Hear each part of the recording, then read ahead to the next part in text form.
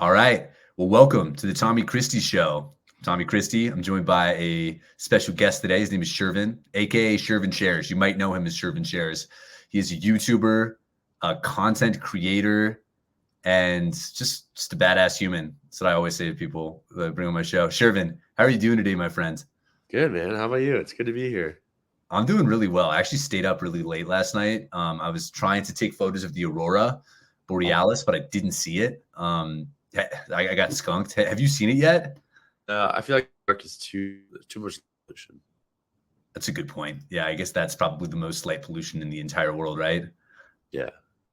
So, Shervin, man, for some background, Shervin and I met, I guess it was like 6 years ago at this point, doing improv comedy, and I just instantly liked Shervin. We got along really well, and we had a conversation one time when I first met Shervin. He was talking about how he wanted to be a YouTuber.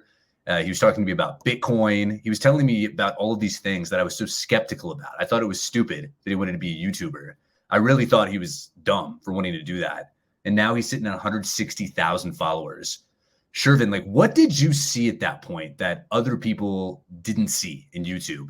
Like, why did you think that you had a future making videos? Just pure delusion. Seriously, you ever see those TikToks where they're like, you need to be Delulu? no, I haven't. I like that, the Lulu. Yeah, I think there needs to be some level of delusion, but also like a level of confidence and belief in yourself, because other people aren't going to believe in you. And that's just the nature of it is. Like, you can't be like, oh, I need my parents or my mom or dad or my sibling to like believe in me. Like, sometimes you just need to believe in yourself and chase after something that you really want. But what specifically did you see in the YouTube platform at like that made it a viable vehicle for you to make a living and to have a fulfilling existence?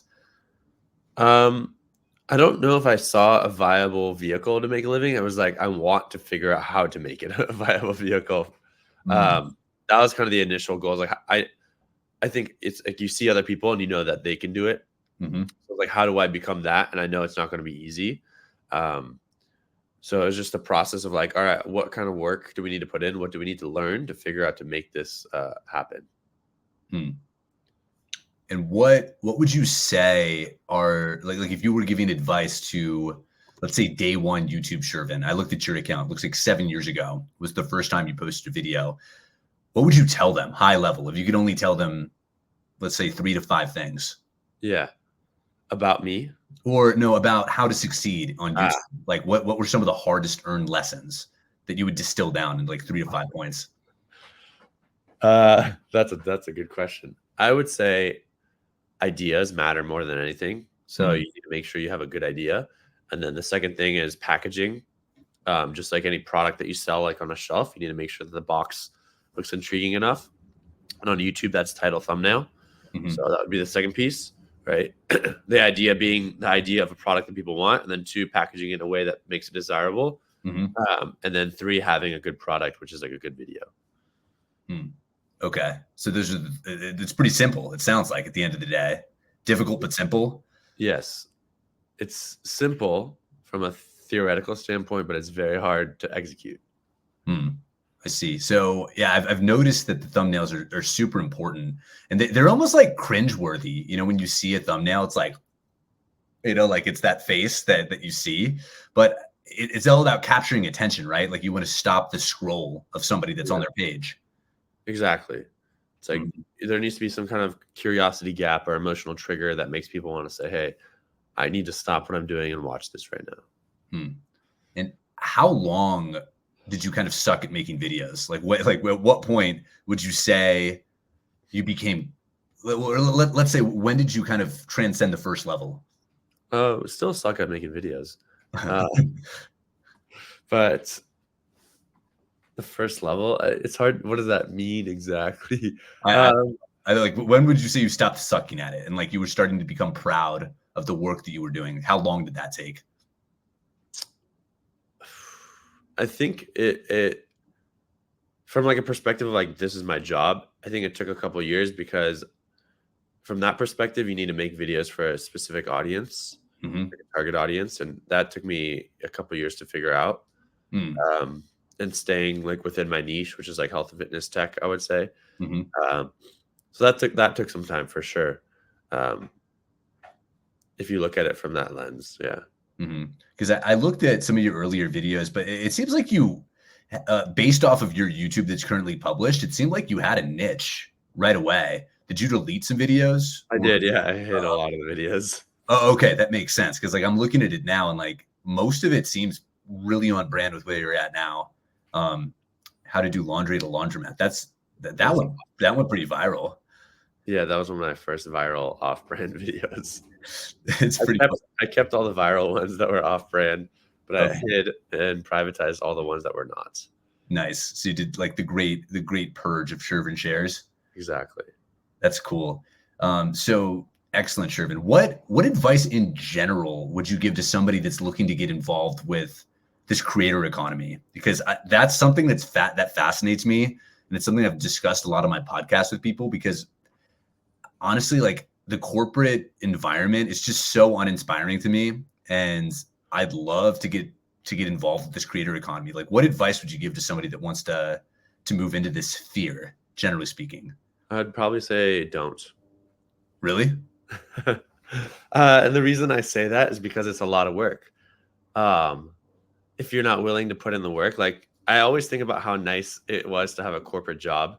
And I always think about how I want to go back to that. And it's like you clock in, you kind of work during the day, but you kind of not. You like hang out with your colleagues, and then you sign off, and then you're done. And then you have the evening off, you have the weekends off.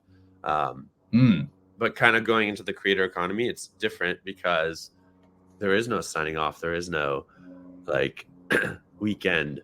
You're always working. And it's like this never ending chase to like build something that can potentially match a regular job. And if you really like get critical velocity, then yes, you can succeed and do very well, make a lot of money. But that takes an extreme level of hard work. And so many people think that's just like, it's so easy, but it's not. So the reason I say don't is because the people who are actually going to put in the work are going to hear that and be like, F you, Shervin, I'm going to do it anyways. And those are the people that are going to put in the work. The ones who are not going to put in the work are going to hear that and be like, oh, okay. So it's a filter. Yeah, that's actually fascinating. I've never heard anybody say that, but it makes perfect sense because it's kind of like a test of your will. Like you're calling people out. Like you're like, do it. I dare you. Yeah. So you say sometimes you do miss the corporate environment? I think about it. I've had people like go back to the corporate world and like it's so much easier. Like they're like, oh, I would work so hard in the creator world and I felt like I wasn't succeeding. And now when I'm back in the corporate world, I barely work and people praise me for how well I'm doing.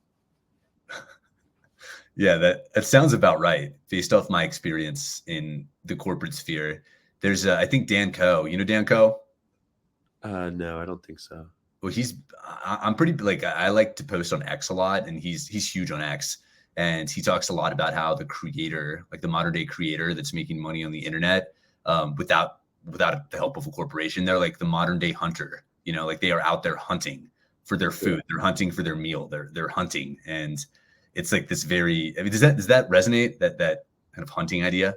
I would say yeah, and it's just about can you kill enough on a hunt to be able to last a very long time. That's the hard part because you're always hunting, and you could just be like, like people live paycheck to paycheck. You could be living, meal to meal.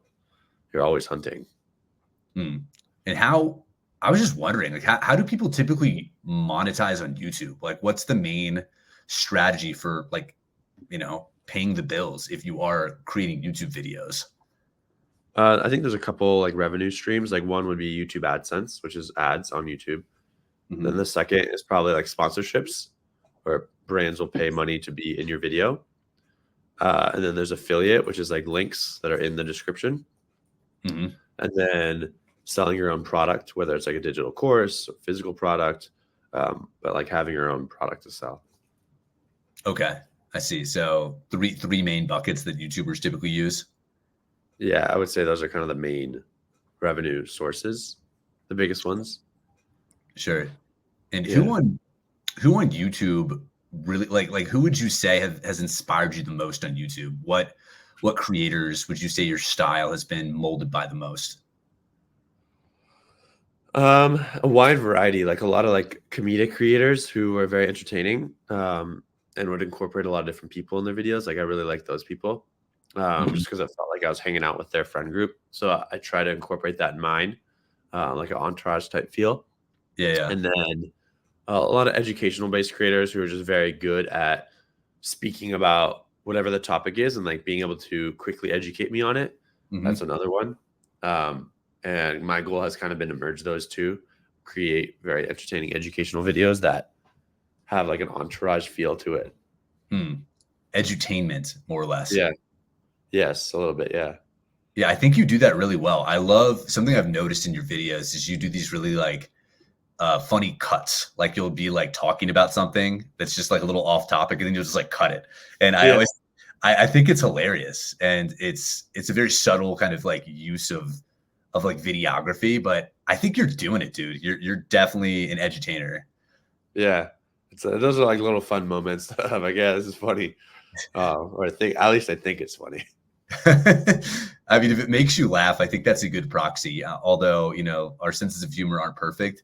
I think if you laugh at something, it normally means, I don't know, at least 1 out of 10 people are going to laugh at it, right? Yeah. Hopefully. Wait, so when we started becoming friends, it was through improv comedy.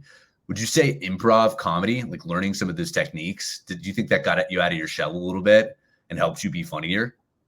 I think, yeah, definitely. Very valuable. Like, highly recommend anyone to do improv. Um, but yeah, it like pushes you to think in very unique ways. It's also like a muscle. I feel like I've kind of lost some of it, so I feel like I need to go back. But it like learning how to express emotion, how to behave in ways. I think it provides a lot of value in that way to just not be kind of monotone, but play different characters and be unique. It's super valuable. Yeah, it's almost like an exercise in like empathy and just going with the flow, which I think is so big for any type of comedy. Because I think comedy, if you really think about it, comedy is this it's humor. It's like you have to have social intelligence, I think, for something to be funny. Like you have to understand culture, you have to understand how people's brains work. You have to understand how it's going to hit. It's just like really subtle, weird dance that we're able to do intuitively. Does that make Yeah. sense? Yes, I would agree. hmm do you follow any stand-up comedians? Like, has your sense of humor been molded at all by like stand-up artists? No, I feel like I should. It's important. Um, like there's this guy Andy Schultz. Have you heard of him? Yeah, yeah, I have. Yeah, we got like free tickets to a show, and like I wish I had seen it, but like I think it's so important to watch live shows, watch Netflix specials, and just like one enjoy it, but two also like understand why is it so funny? Why do I find it funny? And like take learnings and bits and from that. But I missed that show, and I'm like, shoot, I think it's important that I should go to these things. Or there's a lot of good improv. I mean, there's a lot of good comedy in general on Spotify. One of my favorite dudes ever is Mitch Hedberg. Have you ever listened to him? Yeah. No. Oh, he's got like these one-liner jokes. He's hilarious. He was like on a path to being like one of the greatest comics ever, but he flared out and like died really at a young age. He has this one Oh joke. no. You probably heard it. He said, "I used to do drugs. I still do, but I used to too." Oh. I think it's pretty funny. Yeah. So in terms of kind of your journey here, what do your parents think? What did they think about you becoming a YouTuber? I don't think they fully understand it, but they like accept it now. Mhm. Uh, because like the quote unquote like influencer has become a real job, I guess now, and it's more standardized almost that they kind of like see that in a way. I wouldn't call most YouTube creators influencers though. Mhm. Um, but yeah, they're kind of like, okay, we kind of get it. Uh, sure, you're making money now, but like, is this going to last? Like, are you able to buy a house? Can you save for retirement? Like, is this really a phase or is this a long term job? Hmm. And was it, I mean, because you were, I think, a software engineer, right? Originally? That was, yes. Yeah. So it was probably at first, I would imagine there was some friction there, right? Like you were this software engineer making a cushy paycheck, and you like shifted over to this thing where it wasn't quite obvious like how you're going to make money, right? Yeah, pretty much. Well, it was a little bit more of a unique trajectory than that. I was a software engineer. I quit that for a year to kind of explore and find myself as a millennial. And then I found YouTube and yoga. So I started doing both of those, taught a little bit of yoga, made YouTube videos for fun. And then I became a full-time yoga teacher, helped manage a yoga studio, went full-time in the yoga world, became a product manager, did that for a little bit. And then I finally quit that job to go all in on YouTube. Mm. And I've noticed that your account, it seems to have gone away from yoga of late. Like does yoga still play a role in your life, or is it kind of just on the outs? Yeah, I haven't. I don't practice yoga as much as I used to. I feel like I should, but yeah, it just hasn't been a part of my life recently. Just because I want to focus on YouTube. Mm-hmm. It also seems like you focus big time on your own personal health as well. Like you're constantly working out, you're constantly running. Um, if you could, like, this is kind of a ridiculous question, honestly, but if you could only lift or run, which one would you do? Oh, why do you gotta do this to me? I don't know. If you could only pick one of your children, which one would you allow them to pick? Uh, I think right now, if you're gonna ask me that today, Yeah. I'd probably say running because I've lifted almost my entire life. And running is still new to me that I want to see how far I can go in that world. Whereas like lifting, I feel like I've done a very good job and like peaked. Uh, and the running, there's just so much more that I want to potential that I think I have that I want to try. Mm-hmm. So it seems like running. I follow, Zach Pogrub. He used AKA Behavior Hack. I think he lives in New York. I'm pretty sure. Do you know him? Yeah, he was actually here 2 days ago. Oh, that's pretty cool. He But stayed at this house here. yeah, like I follow him on Instagram, and he's just been talking a lot about running and how there seems to be this almost like revolution around running right now, where you had a lot of like meathead lifters that are just like totally moving into running. Like, what do you think that's about? Yeah, I think there's a new trend called hybrid athlete. Yeah, I don't know if you've seen that. I have. Yeah. Yeah, I think it's become more common, and I guess it's cool now to do cardio and strength. Hmm. And I think that's kind of what led to this. Like Nick Bear has probably been a big, like quote unquote, leader in that space of like, I lift and I run, and I'm good at both. Yeah, More than just good. He's like really good. he's insane back too. Yeah, it's like next level good. Mm. You're obviously not going to be the great at one, but like you're really good at both, which is amazing in itself. And I think that's just like a trend that started, and I think I've definitely subscribed to that. Mm-hmm. Like, I think it's really, I don't know why, but I think it's really cool to have this dichotomy of like, a typical runner looks a certain way, whereas like a lifter looks another way. And it's like, when you do both of those things, it's like they shouldn't match up in reality, but they kind of do, and they can. And I think that's really fascinating. Yeah, you become like this fitness paradox, right? Yes. Yeah, I think paradox. There's something very cool about paradoxes in general, like just for humans. I think we're just attracted to things that are paradoxical, things that are one way, but they're also another way. It just takes our senses for a spin to see something like that. So, in terms of lifting and running, what's your split right now? Like, how many days do you run, and how many days do you lift typically? When I was marathon training, it was like 5 days of running, 3 days of lifting. Yeah. Now that that's over, it's like 1 day of donuts and 6 days of nothing. Sure.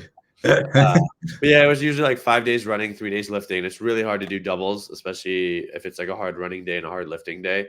It takes a massive toll on you mentally and physically. And you kind of have to build up to that to be able to do that type of working out, and so you have to sacrifice other things, right? Social life, whatever it is, work. But that was kind of the split. Mm-hmm. That's good, man. And that's what it is right now. Like to this day, you're kind of doing something like that. In the past 2 weeks, I haven't really been working out much, but yeah.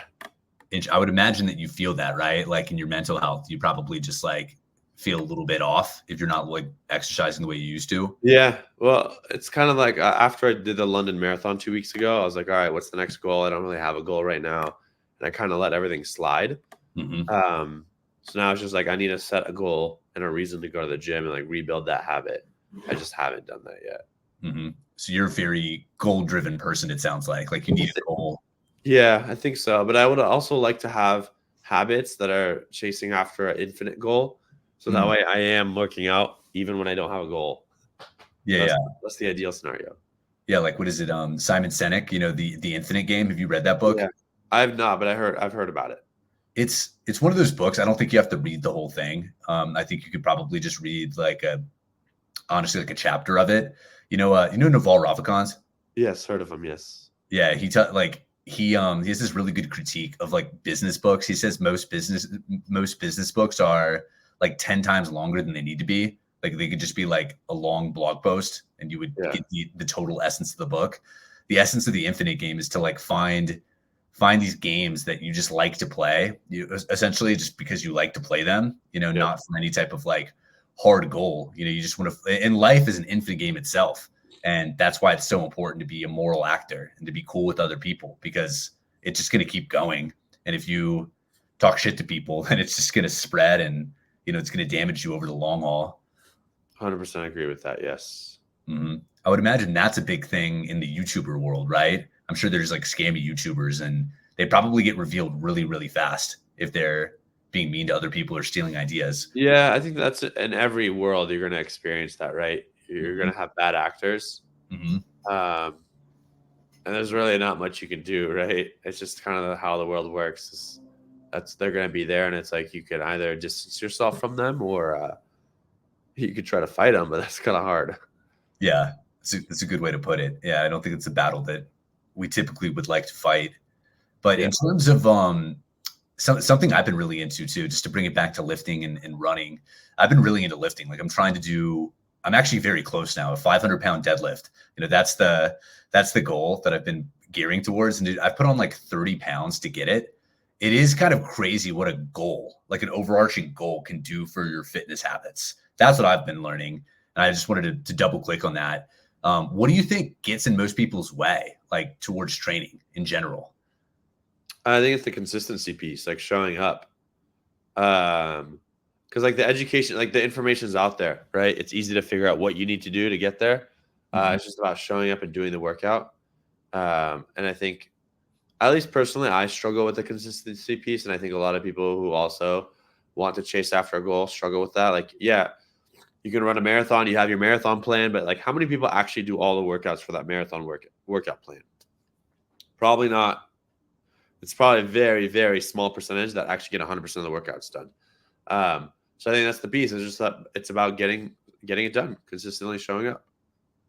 So it's just like you think the daily grind is the toughest part for people. Yeah. They just fall off and 100%. lose motivation. Yes. Like, how do you keep your motivation up? Is it just like the fact that you have goals, or is it something deeper than that? I think, that's where you can't lean on motivation. Motivation is like temporary. Yeah. It's more about building systems and habits where it doesn't matter how you feel today, you're going to get tasks done. So you're training for a 500-pound lift, and you know that you have to work out every day, 5 days a week. You have some in place, show up to the gym every day at 8 a.m. and you get that work in. And no questions. And then if you, for some reason, being back up, ready to go.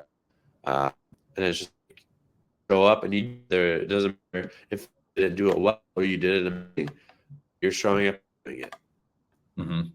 I think it really is kind of that simple. It's just like the act of like, just like, I think it would probably be like that for YouTube, right? Like just the very act of like making videos and then iterating. Like I remember I asked you a question one time. I was like, dude, could we hop on a talk about videos? And like, you were like, no. You're like, dude, you have to make 50 videos.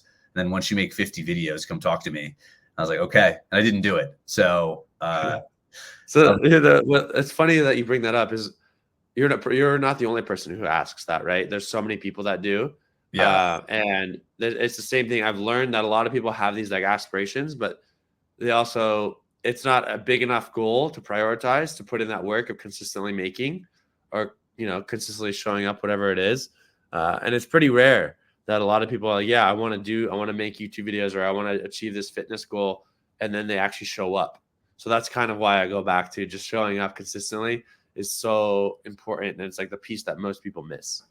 Mm-hmm. And I think that applies for like literally any, let's call it human activity or realm of human endeavor. Like you just have to just do it. And then like, I feel like, especially with creation, when you're creating something, messy work and like sloppy work, it's like, it's exponentially better than no work.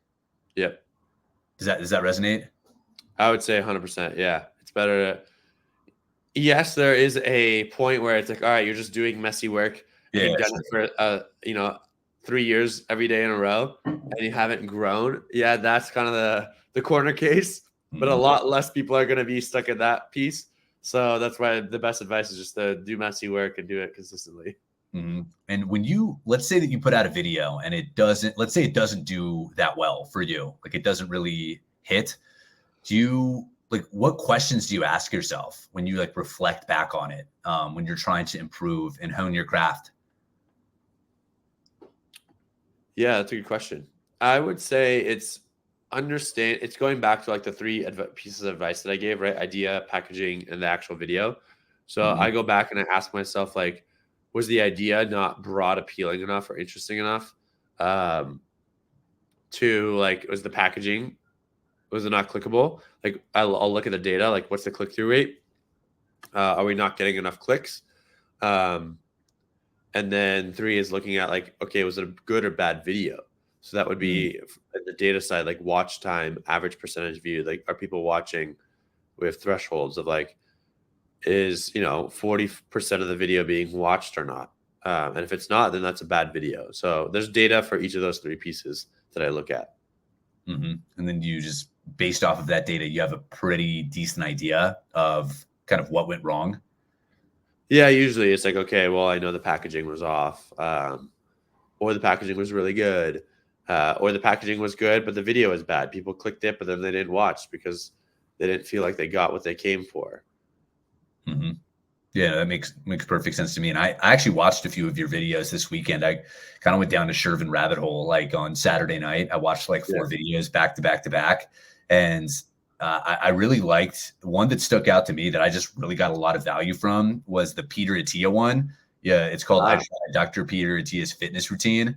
And I thought that was phenomenal. Like it was really just like a wealth of knowledge. Is that a goal of yours in every video to add that, like, I don't know, to provide value for people in the form of knowledge?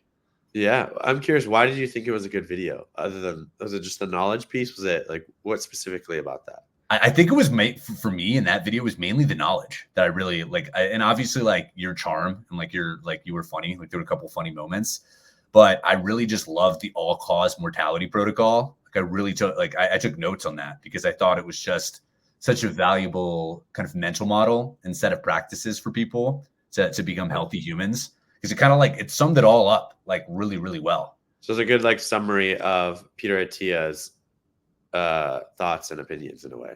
Yeah, which I ultimately think is a really, really and like you practiced it too, and like you explained it really simply.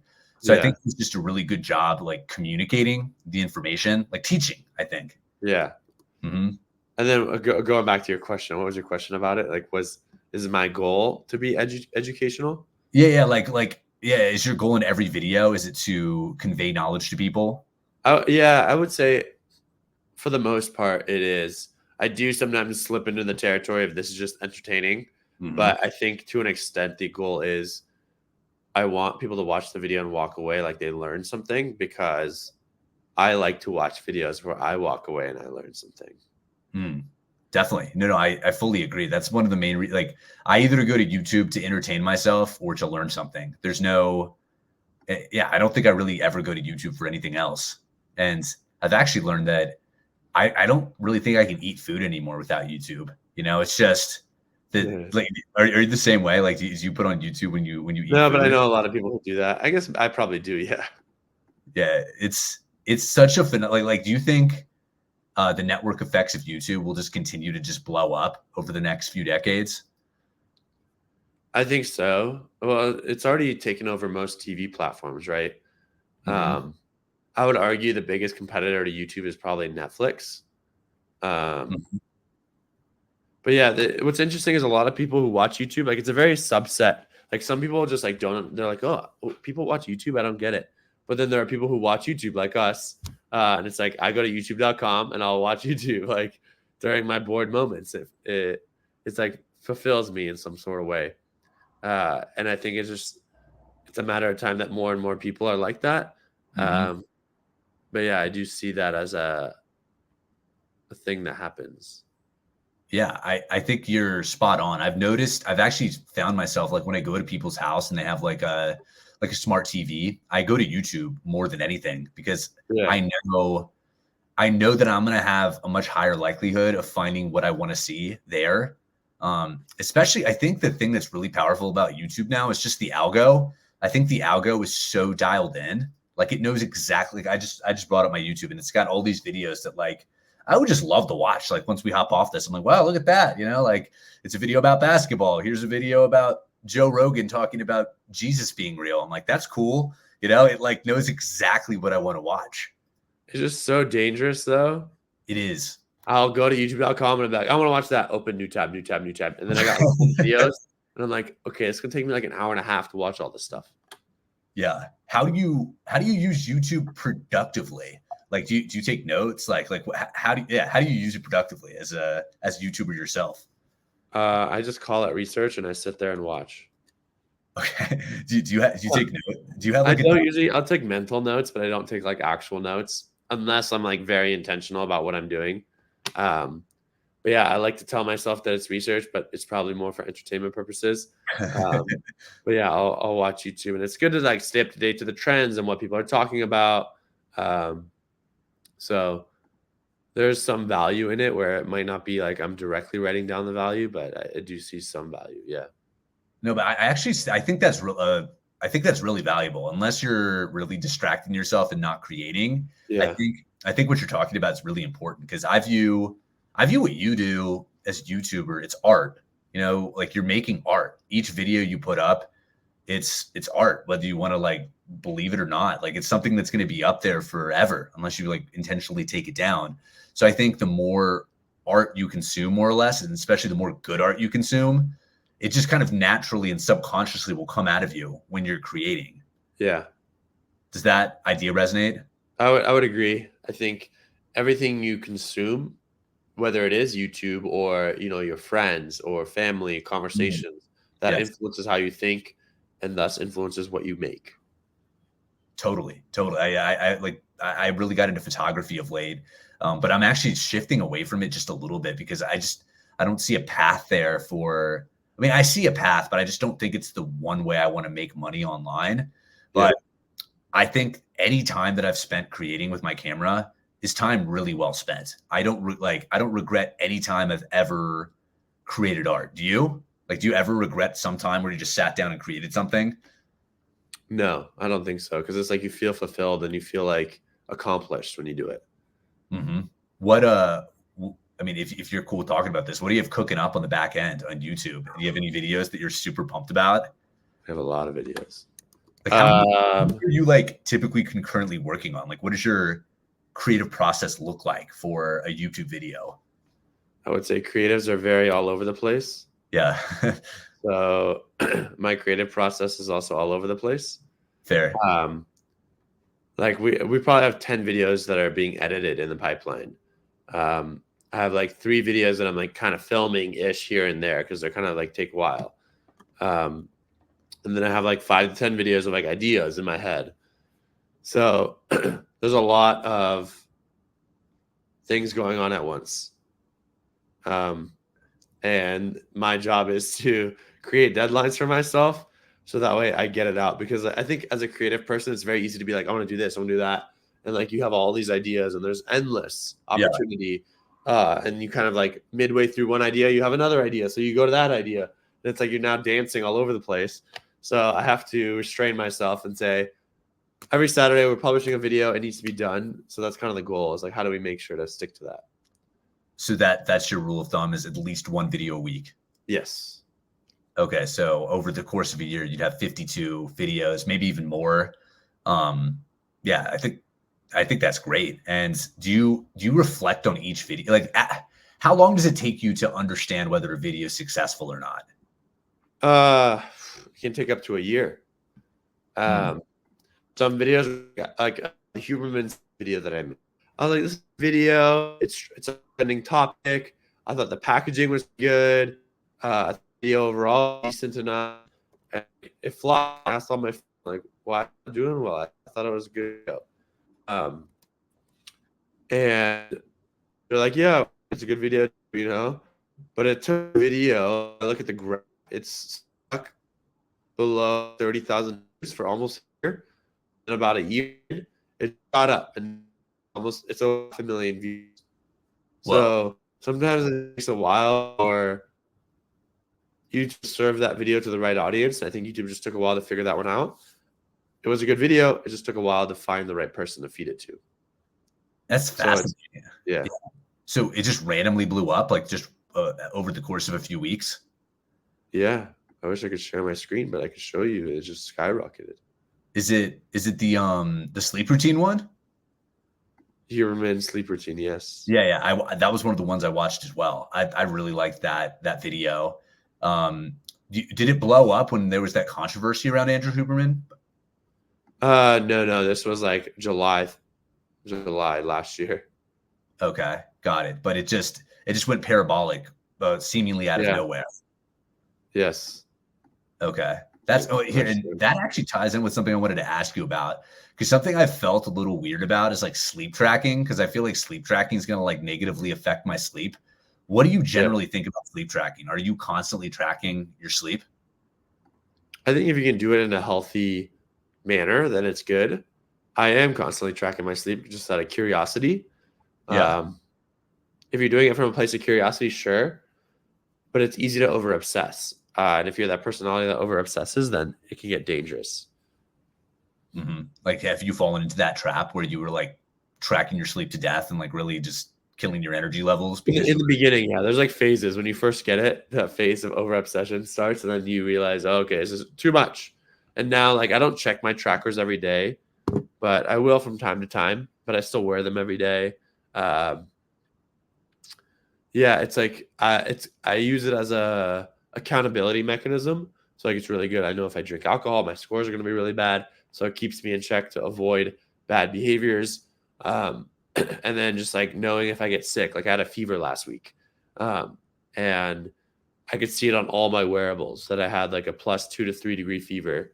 So I was like, all right, something's wrong. Like, let's rest before it gets worse. Yeah. Okay. So it ebbs and flows. Like sometimes it's like pretty neurotic, but other times it's just like you go multiple days without checking it. Kind of like Bitcoin. Yeah. Or something like that. You were one of the first people that talked to me about Bitcoin, and I thought it was just a total scam. But I have like 90% of my money in Bitcoin now. Yeah, I know. I don't know if that's advisable, but I've done a lot of reading on it, and I love it. Like I'm a full-on Bitcoiner at this point. Like, what got you into that? Because like you were one of the first people that like told me about it as like this serious investment asset. What got me into it? I love technology. I've always been an early adopter, and I think I saw it, and I was like, I don't know. When my gut says this seems interesting, it just seemed interesting, and I kind of was like, I feel like long term there's going to be some value here, and I believe where it could go. Mm-hmm. Well, that makes sense. Like, what year did you get into it? I've been in and out from time to time. That's fair. That answered like a Bitcoiner. I love it. Yeah. Well, thank you for like bringing that up to me, because I remember when you brought it up, it was like after an improv class. And I remember it was also an idea that I thought was just absolutely ridiculous, because I'd seen it on the news, and I was like, what is this? It just sounds so weird and unbelievable, like if you just like hear about it. it just sounds like it's a total scam. But Yeah. when you zoom, like being a YouTuber or creating content online, but like once you double click on it and actually look at it, it's like, wow, like this makes a ton of sense based on like where the world is headed right now. Yeah. And there's still a lot of risk associated with it too. But yeah, I would agree that there's a lot of potential as well. It's just a matter of like how much risk are you willing to take on. Like I've had a lot of friends lose a lot of money. So it's In just like, Bitcoin, yeah. yeah, they probably just bought into the top though, right? And then And just then sold at the bottom. yeah, and they just got wrecked because they didn't understand it, right? Yeah. If they had really understood it, they would have. I mean, I feel like anybody that's held Bitcoin for like more than 3 years, they're probably overwhelmingly up high, unless you bought the peak of the last market cycle. You know, like that's the only person that wouldn't be up. Yeah. So it's like I think so much of life in general, it's like having a really long-term perspective on things and just like zooming out and seeing the forest. But I think so many of us, like I think things like anxiety and depression, like they're just people caught in the trees. They're not like zoomed out far enough. Yes. Mm-hmm. So man, in terms of supplements, I was telling you before the call that I bought some supplements. I bought recently Fidosia agrestis and Tonkat Ali for my testosterone. Why is testosterone important, Shervin? Like that was something that was coming up for me because I was like thinking about maximizing my testosterone levels. I was like, why is testosterone like? Why do we even care? Yeah, that's a good question. I'm not a doctor. It's Yeah, not medical advice, and it's not always good to optimize, certain variables. But from my learning, I think that testosterone can help with like energy and recovery. So just being able to be more energized and focused with like mental and physical tasks, and then just being able to recover from those like workouts and things like that. Higher testosterone can potentially make it easier. So that's kind of where I'm like, okay, how can I have higher testosterone so that I can do bigger things? Mm-hmm. That's a really good answer. So just mainly about recovery and kind of like intensity of focus. Yeah, yeah. What other supplements do you personally swear by? Like if you could only take like, let's say 3 supplements, which ones would you Yeah. take? Well, I want to know if I'd say I'd swear by Tonkat Ali and Fidosia. Like they're good. My blood work show that it increased dramatically compared to my typical baselines. But it's not something I don't take it right now, and I go on and off here and there. But like the ones that I swear by that I always take and I try to take is like magnesium, omega-3, vitamin D, zinc on and off, and there's like one Creatine? more. Creatine, yeah, creatine. Because those are kind of the main ones that most people are typically deficient in. If you're not deficient and you take it, nothing's going to change much. But most people, mainly Americans too, are deficient in like magnesium. And so those are the ones that are important to me. And like I do blood work to make sure that I'm within my bounds. So those are the ones that I think are really important. Mm-hmm. Man, I haven't done blood work in years, but watching your videos actually is kind of motivating me to like go into Inside Tracker and just because I've never had my testosterone levels measured. I've never had any of these things measured before. And Yeah. I think it would be really eye-opening to just do it. Yeah, I would, especially if you're doing Tonkat, I would highly recommend you do blood work. Okay. All right. Yeah, that makes sense to me, man. It's just I don't know, it's kind of like, dude, I don't need because I just don't go to doctors very often. And like Yeah. I'm not able to do a lot of stuff because I think you need a primary care physician to get a lot of these things finished. Do you need a primary care physician to get your blood work done? Yeah. Well, do you have health insurance? I do. Yeah. I'm So just so bad with like going to the doctor. Yeah, just find someone near you and go get you get once a year blood work for free through your insurance. So get that done at minimum. Yeah. I can highly recommend that. That's pretty. Yeah. I mean, I should definitely go about doing that, man. So another thing too that just came up for me is like to bring it back to when it was, I think it was 2017. I remember I was thinking about doing an MBA program like online. Like I had it paid for through my company, and I was like 100% paid for it. And there was like one other dude, I forgot his name at this point, but it was you, me, and him, and we were walking around. And I was going to do this MBA. I was like, it's free. And he was like, yeah, like it's a no-brainer. And then you were like, why would you do that? Like you can learn online. Like you have it all. It's all available online. Like I think the current educational system is going down the drain. I was like oh. And it made me think a lot. And I think you were right in the, like in the grand scheme of things. I think you were right. Where do you see the future of education? Like where do you Wait, did you see? do the MBA or not? No, I didn't do it. I didn't do it. Oh wow. Yeah, it wasn't me. Like you were just one data point in it. I Okay, ended okay. up dropping. Yeah, I like enrolled in it, but I dropped it. Yeah. And I don't regret it, dude, at all. Like it got me into photography, which got me into writing online, and then that got me into podcasting. And like here I am now, connecting with people all around the world. It's fucking beautiful. Yeah. But where do you see the future of education personally? Do you think it's all on the internet? Probably, but education is very important. Like I think education can lift people out of like certain, status or whatever life that they're currently in. I think it's extremely important. But I guess the other question comes down to how do you get educated?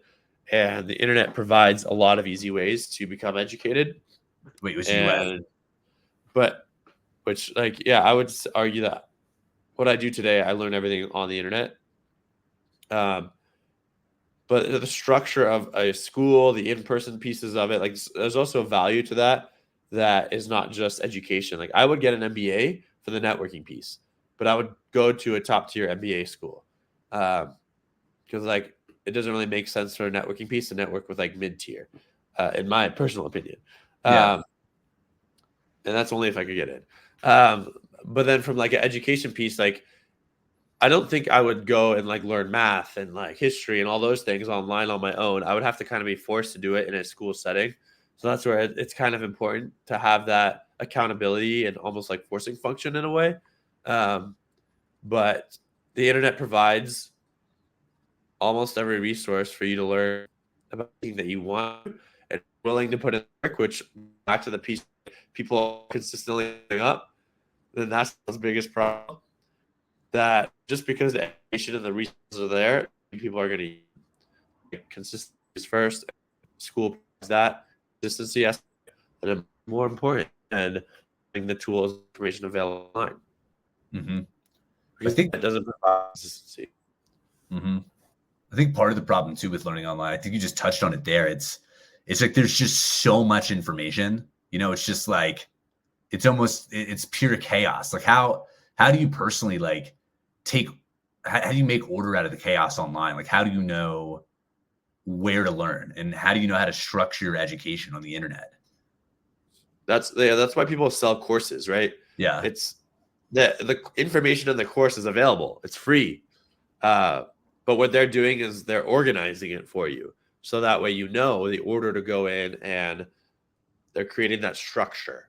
And that's where I think that's why courses cost money, because they provide that structure for you, which you don't find when it's just loosely scattered everywhere on the internet. Mm-hmm. Yeah. So like do you take particular, like have there been particular courses that have been especially enlightening for you in your journey as a YouTuber? I would say I took every YouTube course I could find. Mm-hmm. Probably spent like 40, 50 grand on YouTube courses. Like, whoa. Maybe. That's some of them cool. were like 5 grand, and I probably bought like at least 4 of those. It's like 20 grand. So yeah, I viewed it as like college, right? You're spending that much money on school. Like, why can't I spend that much money on my YouTube education? So yeah, I think there is value. Some of them are good. Some of them are bad. Some of them, teach me something. Some of them repeat what I learned in the other one. So it's very hard to say. It's just like colleges, like which college is good, which one's going to set you up for success for the best. It's hard. Yeah, that makes sense. I mean, I didn't know that. I didn't even know that there were YouTube courses like that, but it makes perfect sense. They just, what skills do they teach you? It's a lot of like, how to ideate, how to package, how to script, how to edit, how to analyze your data. There's so many different things. Mm-hmm. Yeah, the whole chain from beginning to end. Mm-hmm. And I would assume at this point you could probably create your own course for somebody. Yeah, I've had a friend who's like recently started YouTube, and he started his own creator course. So it's possible. Yeah, that's great, man. Well, I've really appreciated this call with you so far, man. Any closing remarks for anybody that's made it this far? And yeah, any advice you'd give to somebody that's looking to get into the creator economy? Yeah, I think I go back to my piece of advice. If you have any goals or aspirations or dreams, just give up on them. No, I jokingly say that. That's a good sound clip. A good sound. Yeah. Just cut that right there. I think if you have goals, dreams, aspirations, like really define them very well and be prepared. Like Elon Musk talks about, starting a company is like chewing glass and walking into the abyss. Whoa. What? Oh God. That's So I brutal. would say if you want to be in the creator world, you have a big goal, a big dream, like be ready to do that, because it's going to be hard. It's going to be painful. It's going to be stressful. And you're going to have to sacrifice a lot of things that a lot of normal people have. And there's nothing wrong with being normal and living, you know, a simple life. And like, you can be happy that way too. But if you do want to chase after something, like be ready to give up a lot of things, be ready to put in a lot of work, and be ready to go through a very challenging, tough time. And you will also get rewarded for that. So just be ready for the shitstorm. Exactly. And the best way for that, I think, is like have enough money to allow you to survive. Like if you have enough runway and cash to hold you through, you could probably achieve your goal. It's just a matter of putting in the years. Yeah. Have you seen creators that went into YouTube without a lot of money and just burnt out really quickly? That is definitely one. I think more often than not, I see people just kind of give up because it's too hard. That happens more often, I think. But if you have the money factor and you have the will, then you'll make it happen, no doubt. Yeah, I have a friend. You know Dakota Robertson? No, I don't. Well, he's huge on X. You know, he's got like I think 250K plus on X, and he's got a huge Instagram too. And I had a podcast with him, and he was talking to me about how YouTube is like the Olympics of content creation. He was like, it's it is the big leagues of content creators. Yeah, that's what he said on when I interviewed him. And he was like, he was talking about how if he could only build on 2 platforms right now, he'd build on X and YouTube. And he was just talking about how gnarly like the YouTube journey was, and how he did talk about how like he's a big writer on X. He was talking to me about how writing on X actually gave him a leg up on YouTube, and it taught him how to it put him in a good position to create on YouTube. Yeah. YouTube is definitely a different beast, I think. But that's interesting that it's like the Olympics. I never thought of it like that. Yeah. He was like that. Like that is the upper echelon of creators on the internet. Like they're on YouTube and they're competing with one another. Because it's so hard or time consuming. I think that's it. Yeah. I think because of all the skills that are required to be a YouTuber. Yeah. Like it's like the full stack creator. Like the way that I see it. Like if you're a good YouTuber, like you have the full stack of different skills. Like you can make videos, you can speak well, you're funny. I think writing seems to be a big part of YouTubers' life. Isn't that accurate? Like writing like writing the script or the video plan. Because I'm sure if like you've had videos before where maybe the writing wasn't as tight, therefore the delivery wasn't as tight, right? Yeah, people are like, this video felt unorganized, and I'm like, shoot, I rushed it. Yeah, and I've learned from like I've been writing on X almost every day. Like I've learned good writing is good thinking. You know, it's like logical, kind of straightforward thinking. That's what good writing and good speaking in general. I think any form of communication, it's just clear and it's logical. Yeah. And 100% agree with that.